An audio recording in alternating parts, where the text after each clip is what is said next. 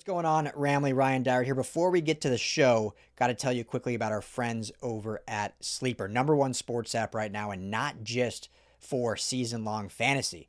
They've got live score updates. They've got a chat you can communicate with other users. Plus, the best part is the daily fantasy feature, which is just like a live pick'em. Just choose 2 to 8 players across any sport. Choose more or less, and you can win real money. When you go to make your first deposit right now, use our promo code. You see it right down there, Rams LAFB, all one word. They're going to give you a match bonus up to $100. Put in $100, you get $100 free on top of that to play with. If you only want to deposit 10, they'll match you that 10. You're starting at 20. But wait, right now, any new users automatically get a $20 free entry to play with, no deposit required. However, you can stack that bonus, take that 20, go deposit whatever you choose up to 100 with that promo code RAMSLAFB, and they'll match you that. So now you've got extra free money to go play with. So check it out today. Download the Sleeper app. Tell them the guys over at the Rams LAFB sent you. Now, let's get on to the show.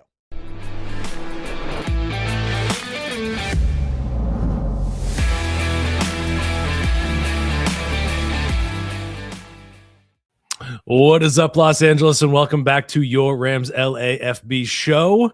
We're doing a little something different. We're going to do kind of a deep dive into this Cardinals game.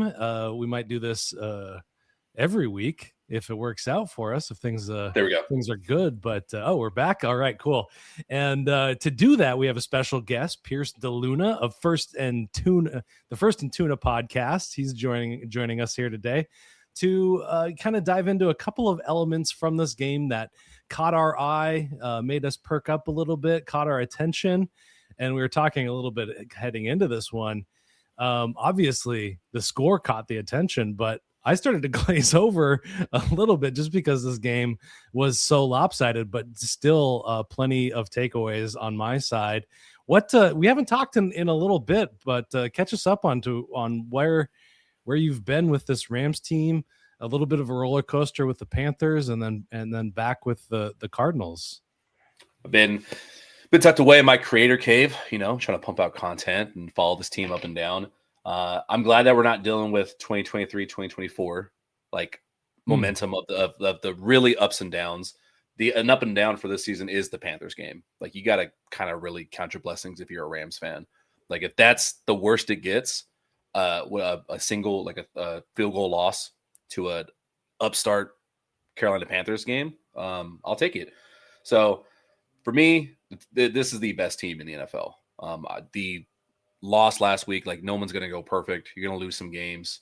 Their other 2 losses are tough, close ones to top NFC teams, in my opinion. And yeah, this is the best team in the NFL. When they're clicking and they're on, there's very few teams that can really do anything about it on a quarter-to-quarter basis. So that's where I'm at right now. Yeah, for sure. And you kind of went out there on a bit of a limb and called out the people out there that are calling for Drake May MVP. You're saying that's all bells and whistles and smoke and mirrors. Maybe I don't want to get you in trouble with any Patriots fans that might come across this, but what have you seen from Drake May and also from Matthew Stafford, where you're sold on Stafford already? He is the MVP in your mind. Is that right? It's been that way for a few weeks now. And in our little bit of time that we've known each other this year, you can tell, I try to be not as biased as a lot of other people, fans included. I'm just a football purist, and I love quarterback play. When I watch those 2 guys play, and it is no shot at Drake May, he is playing phenomenally. He is playing the second best quarterback, and there's a gap after him. Even Sam Darnold is far behind him, in my opinion. Mm-hmm.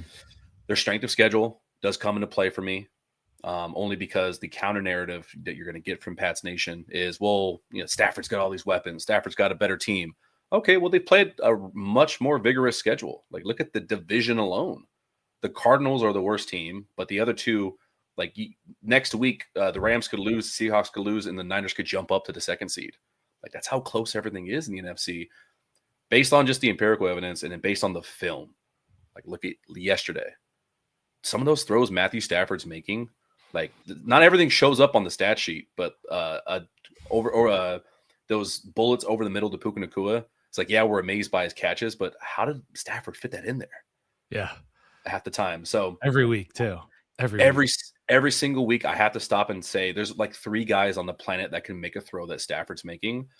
And when I compare the strength of schedule, the fact that they're so close to each other, I'm sorry, but Drake May is going to have to be far ahead in every statistical category with that schedule. There's a chance that you're facing them in the Super Bowl, so you get 1 and 2 against each other. But hey, those are both all pro guys. My beef is really with the media. Like, hey, stop.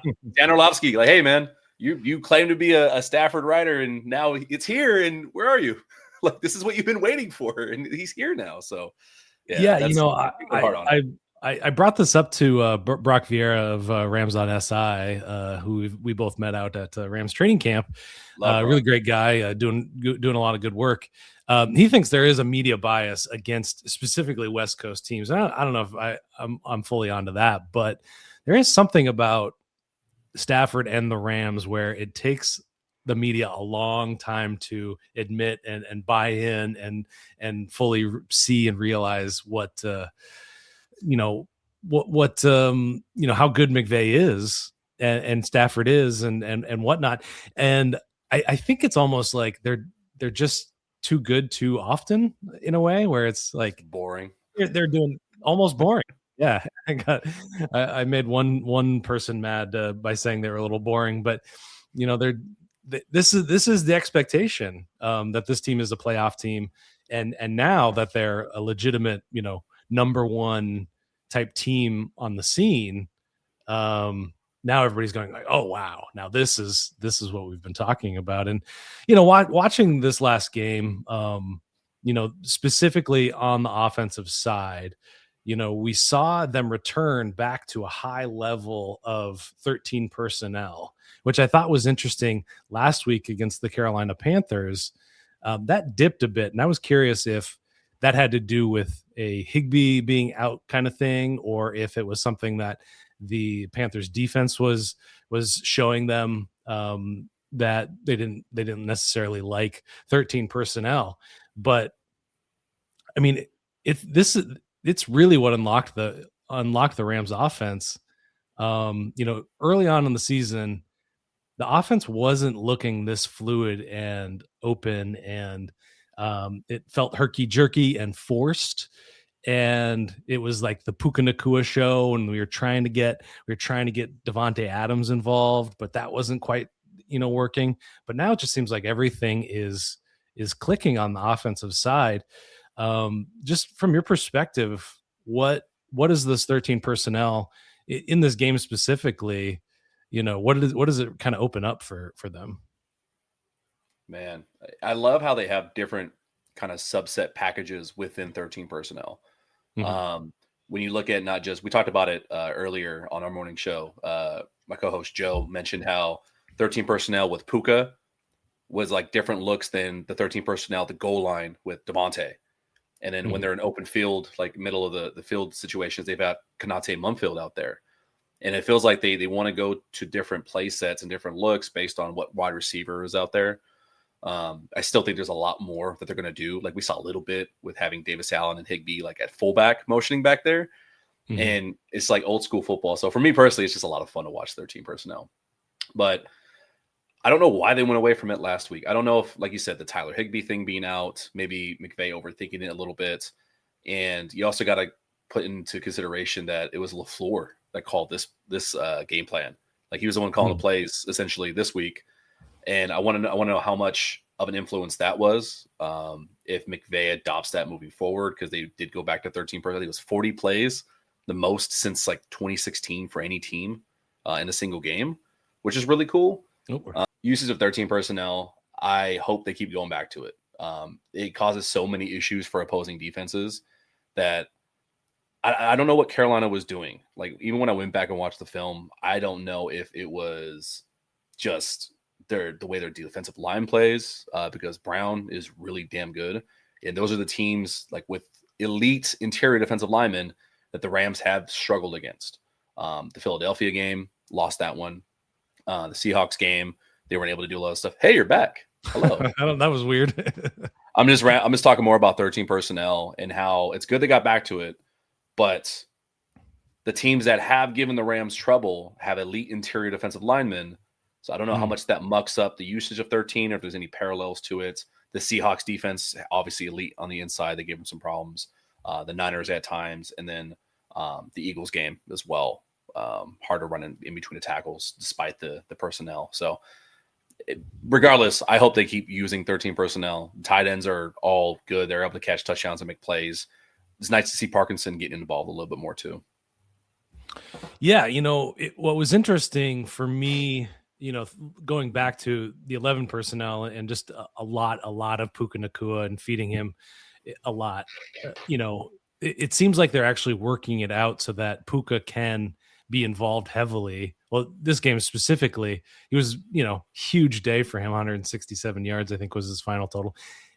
Nate Adkins of the Athletic pointed out his first 2 touchdown reception game, multiple reception game, which is mind blowing to think about. But the offense didn't stall out specifically. It wasn't just the Puka Nacua show, which that's kind of what it looked like in the past with, him getting, 15 targets. He had 11 in this game, but Stafford moved the ball around to a lot of different targets, targeting Terrence Ferguson and Blake Corum and Kyron Williams, Xavier Smith, Jordan Whittington, Kanata Mumfield, Devontae Adams, Colby Parkinson, Davis Allen, all those guys getting targets. So, it seems like that wrinkle in the offense, being able to utilize Puka Nacua at a high clip, but that not being the only answer is something that is heading into the playoffs is right where you want to be, being that multiple. And you bring up LaFleur, and he was kind of brought in to really hone in the rushing attack, and 13 personnel has really unlocked that for the Rams. Just looking at EPA per play in 11 per rush, 0.025 is their EPA per play. In 13 personnel, it's 0.376. So big job. So every rushing play in 13 personnel, you're expected a third of a point. So just really, really incredible. So there hasn't been a ton of chatter around Mike LaFleur getting another job, but I wonder if that's going to change, if he's going to get some interviews or not. But I mean, the running game was also a surprise. Obviously, they weren't, trying to run up the score necessarily, but it's like at a certain point, you got to stop a team. 250 yards on the ground alone. I can't remember the last time that they chopped up a total that high. God, what was it? 2017, 2018, maybe. They weren't, like, they were probably content with the 3-score lead when they had 38 or whatever it was. I mean, you don't expect a cutback from Blake Corum to go 60 yards or 50 yards late in the third quarter.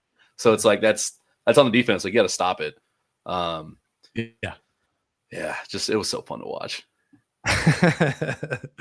Yeah, well, you brought up the defense, or who you brought up, how teams can possibly stop this offense, and you were talking interior pass rush, interior defensive linemen. Do you want to expand on that at all?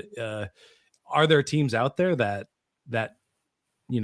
are heading into the playoffs that could be potential trouble spots for the Rams, specifically there? I mean, you mentioned Seattle already. We're heading into a rematch, and there's probably going to be another one in the playoffs. I would imagine, maybe NFC Championship game. That's kind of what the story seems like it's telling. But are there other teams that you can see giving them fits in that way? It's 2. You mentioned the first one, and I'll save that for the last part. Philadelphia, always. I don't really care about the fact they are in a little bit of a slump.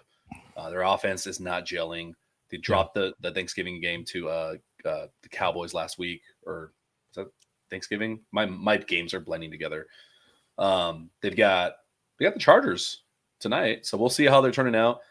They still have elite defensive linemen. and they know how to win. I don't think they really care about stats. They don't care about how they look or how they do it. All they care about is the result at the end of the game. And if they have to win messy, they'll do that. And that worries me about a Philadelphia team, especially if the Rams have to go to Philadelphia in the playoffs. The other team is obviously Seattle. They're going to play them again next week after this Detroit game. Elite defense. Like, I think they do so many things better than even the Rams defense in a lot of different ways. They're right up there with Houston's defense with limiting points and yards. I do think that regardless of whether the Rams win that game or not, you're going to be facing Seattle in an NFC Championship game. I think it's LA, Seattle, and then there's everyone else.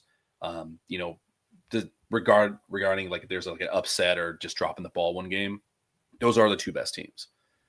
Their ability to penetrate the interior defensive line, mess up, like not give up a lot of yards rushing consistently, that can mess up the play action. And their DBs just are really sticky in coverage. So it's those two teams that really give me they keep me up at night. What about the Packers? I mean, their defense has really come on. I was one of the people that was kind of chuckling when they hired Jeff Hafley from Boston College. But it seems like it's working out. Obviously, their premier defender is Micah Parsons out there on the edge. And considering how their offense is churning along now, kind of coming together around Christian Watson. Where was I going with that? And their defense has been keeping them afloat. And obviously, their record alone it means they're going to be a playoff team. Yep. And coming out away with a win against the Bears was huge for them.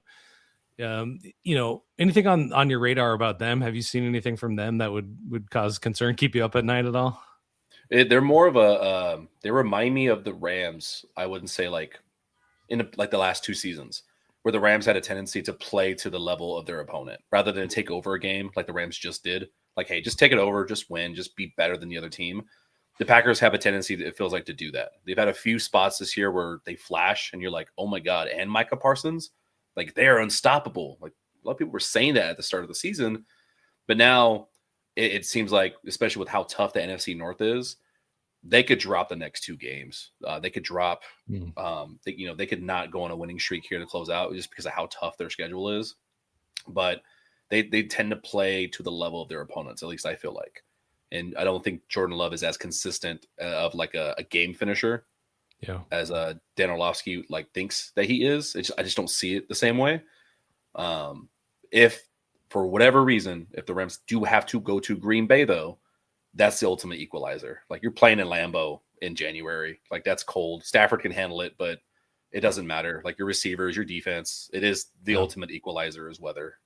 And that throws everything else I just said out the window. So that does cause me concern. Yeah, it'll be interesting to see. I mean, this is probably a good time to switch over to the Rams defense, and obviously looking dominant. Front four, front seven, really. You got to acknowledge. I mean, Nate Landman with that interception this week, just looking athletic. I think he's the second NFC linebacker in Pro Bowl voting right now, which is incredible. Behind I think former Rams linebacker Ernest Jones. I think. Oh, is that right? Is he number one? I think so. Well, I guess with Fred Warner out, yeah. From the defensive side of things, I have some theories about the holes in the defense. Did you see anything in this game? Obviously, they pretty much shut it down against the Cardinals and Jacoby Brissett. But is there anything from this game that you kind of caught your eye, made you interested, made you perk up and pay attention to the defense in a bigger way? More so the last 3 weeks. I mean, throwing the Tampa Bay game out the window just because it was such a butt whooping. Didn't really matter. They miss Quentin Lake. It's not so much like somebody else talent-wise can't step in and do certain things. Like Tank McCullough had a hit that made me almost drop my drink yesterday. There's so much talent there. It's the communication. They finally got their system in place where, hey, you got your captain back there, and for fans, it's not so much of like him pointing out, hey, you go here, you got this guy. it's the unspoken things. It's the comfortability that Cam Curl and Cam Kinchins have, knowing if we've got this certain look, I know Quentin's going to be here. Now you have someone else in that role. There's uncertainty. So that's why you're going to see guys more open.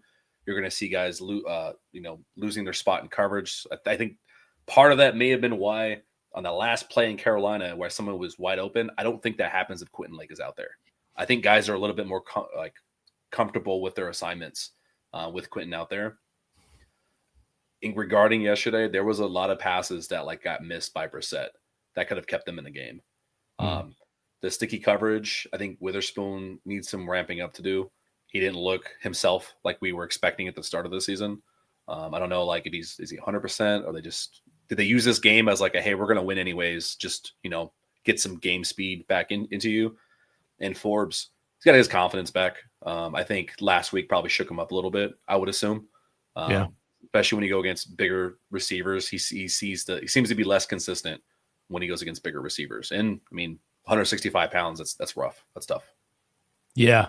The secondary, it's always been the thing on the radar for everybody. The worst, let's say, unit on this team, the liability, maybe some of the words that people have used about it. And I think they got a lot of praise for over the last few weeks heading into that Carolina game, coming up with big plays and changing the complexion of games for sure. But I think it kind of glossed over maybe that, and then losing Quentin Lake, obviously huge. Josh Wallace, I was curious, are they going to continue to run dime at such a high level? Last week against the Panthers, they brought that way down and then shot right back up again. And Josh Wallace kind of the main beneficiary of that, which brings up a lot of questions about, are they going to extend? Are they going to offer another contract to Quentin Lake? And I don't know, just because there's so many guys that have to get paid behind them. All of those defensive lineman contracts are coming up. Puka Nacua, top of the market deal, I imagine next year. Yeah. Maybe resetting it. I don't know what his cap hit will be, but it's definitely going up. It's no longer that fifth rounder.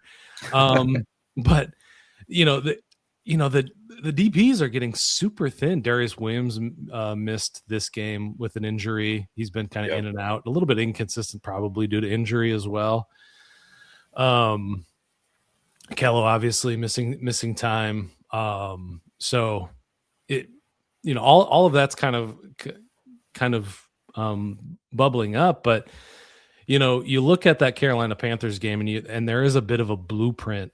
If a team can mitigate the pass rush by getting the ball out quickly, and committing to the run, you can move the ball on this team if you're able to do that.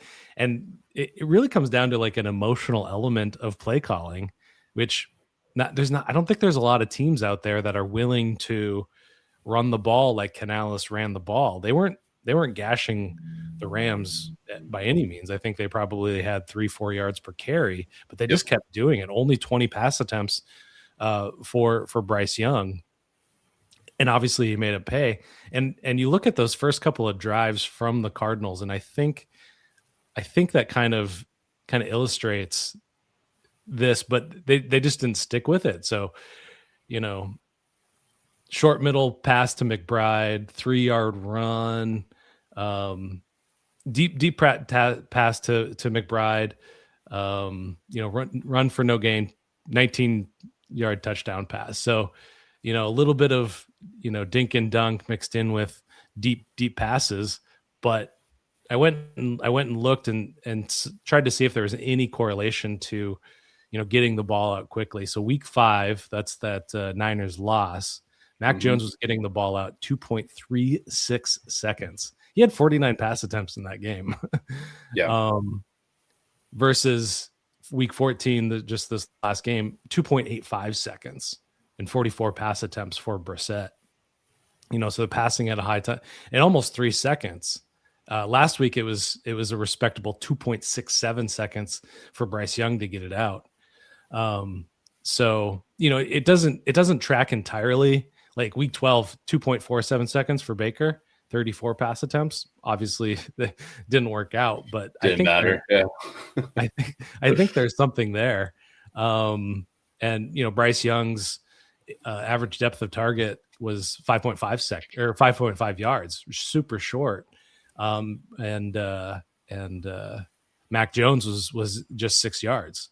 Like league average is right around seven yards. And so there is something to this defense where if you can commit to that, and I don't, Shanahan will commit to it. Obviously Canales will commit to it, maybe LaFleur, but I don't think Jordan Love is going to commit to dinking and dunking against this team. He wants to take shots down the field. What are your thoughts on that rambling idea?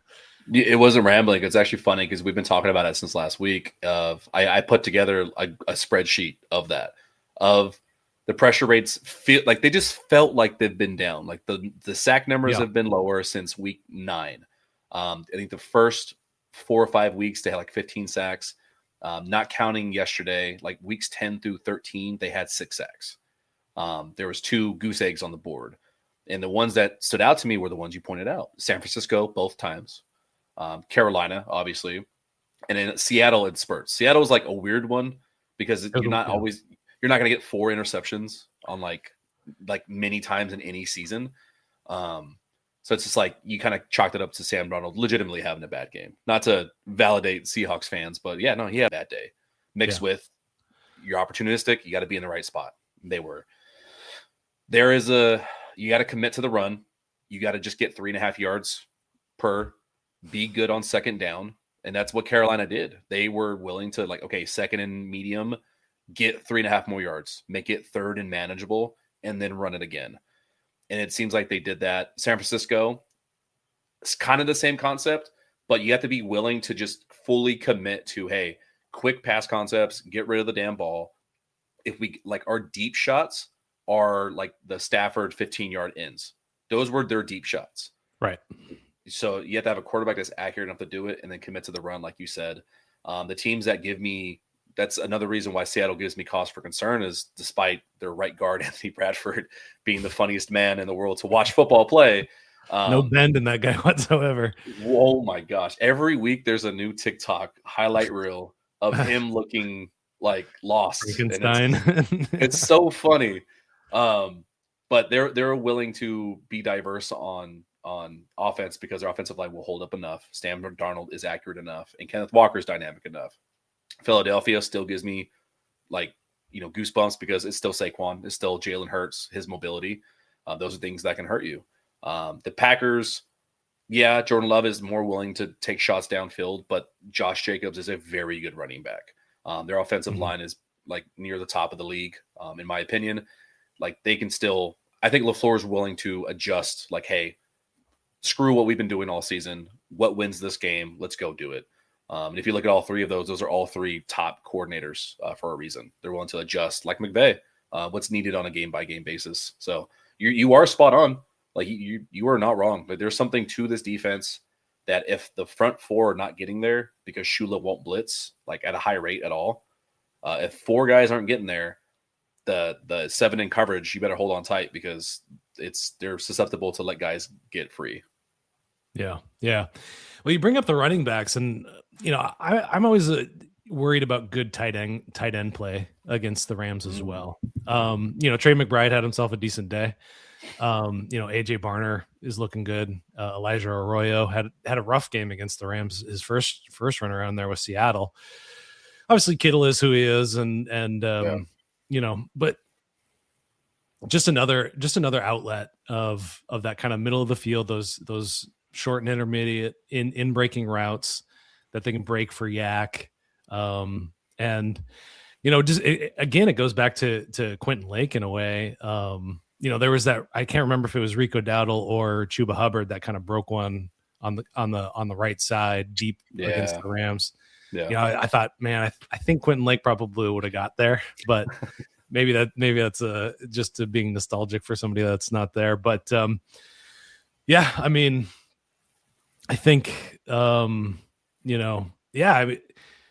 I think it just comes down to that commitment. I believe in LaFleur. I think he's a really smart head coach, smart play caller for sure. But not everybody's gonna pull that trigger like that. They're gonna want to take those deep shots, and it's the ego. It's the ego. Yeah, for sure. So we got the Lions coming up. What are your thoughts on this game? Obviously, things disjointed. I actually wanted to ask you about how you feel about Goff.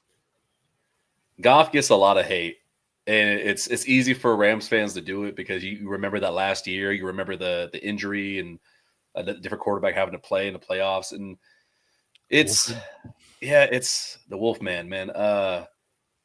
He gets a lot of hate. He does a lot of things well. The problem is we're kind of spoiled, and we have Stafford, and we see like, oh yeah, this is what elite quarterback play looks like. Yeah, that's a reason why they traded for him. Like, there's a lot of things he can't do that Stafford does. Vice versa, there's a lot of things he does that Stafford can't do. He is all equally very smart. He's just more hot and cold. He'll have weeks where it seems like he's thinking a little bit too much rather than just getting in the zone and letting the ball rip. Not as mobile as he used to be, and it's like a little bit in his first earlier years. He's getting to that veteran status where it's like, all right, old man, like you better win it from the pocket. So he's got a little bit of that adjustment period as well, I feel like. But you got to give him credit. Detroit is Detroit for a reason. And him and Dan Campbell have turned that around to where they're respectable. And for Rams fans, like, it's a big game. Yeah. Never have the Lions ever been a big game for anyone coming to town. They're a big game. It's going to be sold out. It's going to be loud. I know everyone's going to boo Jared Goff every chance they get, but I think he's handled it pretty well, the dynamic. And I think McVay owning up, like, hey, I made some mistakes in the past. Him owning it is a big deal. My thought on that game is one thing and one thing only. Stop Jahmyr Gibbs. That is the scariest offensive player I've ever seen this season. Even if you stop him out of the backfield, have you seen him lining up at wide receiver and burning corners? Oh, yeah. He is scary. Like, that guy can easily get 200 yards in any game. So that's my takeaway. Just stop Jahmyr Gibbs, for the love of God. Yeah, I don't play fantasy football. I don't pay attention to it very much, but I saw a chart. Hayden Winks of Underdog put it out, and it's like Christian McCaffrey, Jahmyr Gibbs, and then a mile before any other. Yeah. And it's fantasy, so it is what it is, but still indicative of that kind of game changing and game breaking, big playability. So what do you think? I think it's going to be a little bit lopsided because I don't love the Lions offensive line anymore. I think the Rams can get a lot of pressure on Goff, and that is when you see him collapse at his hardest. So I've predicted, even going back to the preseason, but what do you think? Do you think blowout, close game? What do you think? Ooh, I think it ends up being more of a shootout. I think we're getting high 20s, low 30s. A lot of offense, just because it's a playoff game. Like, these next 2 weeks are the playoffs for the Rams. Like, these matter for seeding. These matter for division winners. The Lions, similarly, they're fighting for their life. And yeah, there's a little bit of that where, like, when the lights are brightest, Jared Goff has not shown up. Every once in a while, a player is going to get his. He's coming back to LA again, fighting for their lives. He hears all the noise from Los Angeles. Like, this is going to be a big game. I think the Rams take it, obviously, but I think we're talking like a 34-32 type game. I don't see a lot of stops. I see a lot of points happening. He does have a chip on his shoulder, very publicly, regularly talks about it, always asks about it still too. It feels like ancient history to me, but I'd be annoyed if I was him. It's like being asked about an ex-girlfriend all the time. It's like, come on, that was like years ago. Like, what are we talking about? Excellent. Yeah. So tell the good people of the Rams LAFB Show where they can find you. Hey guys, First and Tuna Podcast here on YouTube. Follow us on Instagram. I think my Instagram is first.and.tuna. And then obviously on X, Twitter, if you still go by its legal name, we're there as well. Right on, man. Thanks as always for joining us and for all of your insights. I appreciate you. And until next time, guys, go check out Sleeper Fantasy. They have been with us all season long. They are matching $100 up to $100 if you use the code Rams LAFB. If you don't want to use that code, they're just going to give you $20. No deposit necessarily. Free just if you sign up. So that is that's what's happening with them. And of course, go check us out on lafbnetwork.com. Rams LAFB. Like, subscribe, and follow. Tell your friends too if you're enjoying this. We've ramped up. We're doing a lot more video content. That's what the kids like, isn't it? Isn't that right? I don't, man. I'm old. Don't ask me. I don't know. But you do a great job with the video content on Instagram. I still can't figure it out. But we'll be back with Aaron Coscarelli live from Rams HQ on Wednesday. So be prepared for that and checking that out. Until then, friends, we'll see you then.